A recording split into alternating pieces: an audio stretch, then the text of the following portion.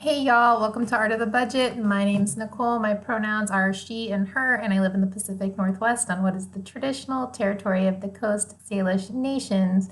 And I am here today with a budget reconciliation for February 2020.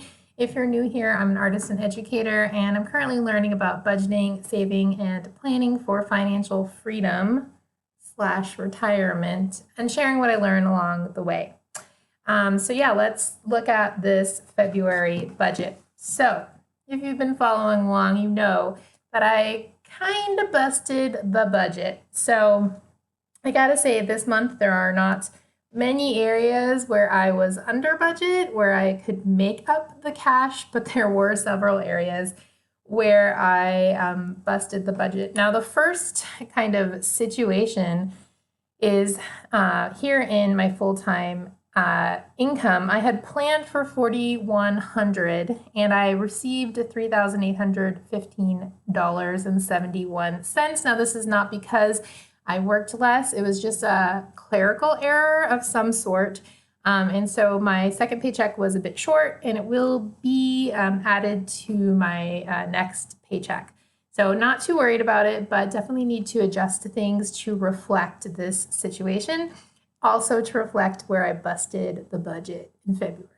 So I did have some reimbursements, but I don't really consider this making up the difference, because either difference, the busted budget difference or the paycheck short difference, because this money is earmarked for other things. So I did receive $7.54 in mileage, which as I reconcile, I realized I forgot something, so I threw that in. That's just a small amount, but that will go to my car sinking fund. And then I also received my tax return. So I decided to just put that whole tax return toward my house down payment. So that's what I'm going to do with that. Okay. So I received $115 in interest income, and that $100 was for a bank bonus that I got because I started a new checking account, and that was part of it. It was a referral from a friend. Yeah, I also received a gift of $100, and again, these things are all earmarked. They're not going to make up that difference.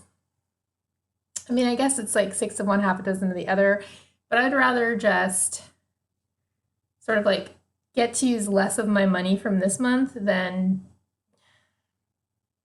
miss the opportunity to use this kind of extra money in a way that I want to use it. So not sure if that makes sense. Let me know down below how you kind of reconcile these types of things. And you'll see in a second how I'm going to use that money. Okay, so I was over in sharing my income and my 2% to art. I had planned for $150 and I spent $160.75, and I had planned in the 2% for art for $60, and I spent $84.05, which is not ideal, but what you gonna do? Going down here, of course, this $115.10 goes right into savings, and this $100 that I received for my birthday goes into the me fund, which currently sits at $300. So one day I'll get to do something fun for just me. Okay. Heading down, I did my usual $500 investment, and of course the market is down, so I got lots of my S&P 500 on sale, which I think is pretty cool. I think that's how that works. I'm definitely learning. This is my first downturn since I started investing, and I'm just trying to keep calm and stay the course. Okay. In household, most things were just as usual. My electricity was a little over what I had what I always sort of put in as a placeholder, which is $40. Groceries and restaurants, I was highly over. I had planned for $500 in groceries, which included a $200 deposit for a vegetable CSA, or community supported agricultural thing that I was going to do. It's 4.5 months of delivered groceries from a local farm. So that includes that deposit, but I had planned including that deposit to be about $500, and I just really went over. I just wasn't planning very well. And then restaurants. I had planned for the usual 100 and I did 266.23. And really, there's no excuse for that. I was just not planning. And, some days I just didn't feel like eating the lunch I brought. Some days I just didn't feel like making lunches. Yeah, I mean, that's the way it goes when you don't plan. Things get wild. Okay, so another area that I went over was kitties. Now, I know that I could take this out of the sinking fund. I saved up $1,000 sinking fund, but as much as I can, I'm just trying to cash flow any of that stuff. I've been saying this for a while, and I do need to take the time to sort of figure it out and iron it out, but I don't think I'm necessarily really over. I think next month will be lower, but I've been saying that for a few months. My cats are on several medications, 2 medications each, and so I just have to sync up the medication pickups so that will make a little more sense. And so I can either adjust my budget item line item, or I can adjust what I'm taking from the sinking fund. But the point is that I don't want to use the sinking fund unless I need to, unless it's an emergency. So scrolling on down, most of this stuff is as usual. I was a little under my fun category, which I've been giving myself, which is $100, and I only spent $89.31. Yeah, so let's get to sinking funds. I had planned 2 things. Based on what I spent, I needed to put $38.52 into my health fund. I didn't need to put 100, but I decided to just leave the planned 100 in my gifts fund because I did get a couple of gifts this month. My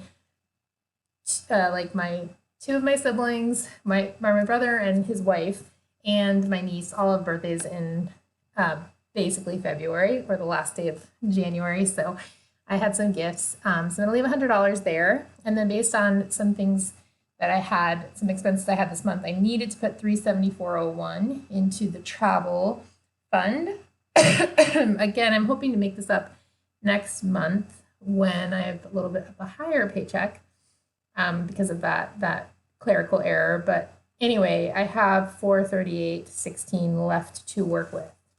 Now, based on where I want to allocate my money, I would really like to put $754 to car upkeep because I just try to put any of those mileage checks I get right into that little fund. It's just a little bit of money, but like any little bit helps.